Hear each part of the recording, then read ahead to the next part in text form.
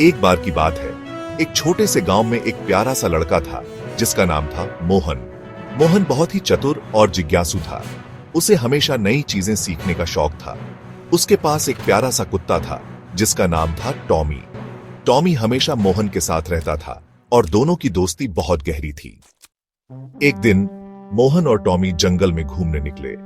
जंगल में एक रहस्यमय गुफा थी जिसके बारे में गांव के लोग कहते थे कि वहां एक जादुई खजाना छिपा हुआ है। मोहन ने सोचा, क्यों ना हम उस गुफा का पता लगाएं। टॉमी ने भौंककर सहमति जताई। वे दोनों गुफा की ओर बढ़े। गुफा के बाहर अंधेरा था, लेकिन मोहन ने अपने साथ एक टॉर्च ले रखी थी। जैसे ही वे अंदर गए, उन्हें वहां चमकती हुई चीजें दिखीं। दीवारों पर रंग बिरंगी चित्र थे और गुफा के बीचों बीच एक बड़ा सा सोने का बक्सा रखा था। मोहन ने बक्से के पास जाकर देखा, लेकिन वह बंद था। उसने सोचा, इस बक्से को खोलने के लिए हमें एक पहेली हल करनी होगी।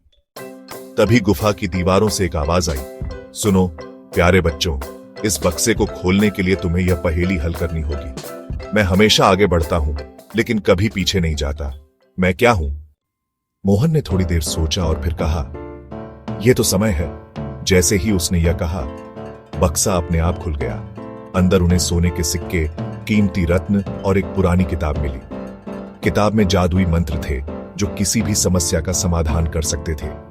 मोहन और टॉमी ने उन खजानों को गांव में लाने का निर्णय लिया।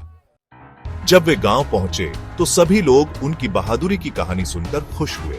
मोहन ने खजाने को गांव के सभी लोगों में बांट दिया और जादुई किताब को गांव के सबसे बुद्धिमान व्यक्ति को दे दिया ताकि वह सभी की मदद कर सके। इस तरह मोहन और टॉमी ने न केवल एक अद्भुत खजाना पाया, बल्कि अपने गांव के लोगों के दिलों में भी एक खास जगह बनाई। और इस तरह उनकी दोस्ती और भी गहरी हो गई, क्योंकि उन्होंने साथ मिलकर एक महान कार्य किया था।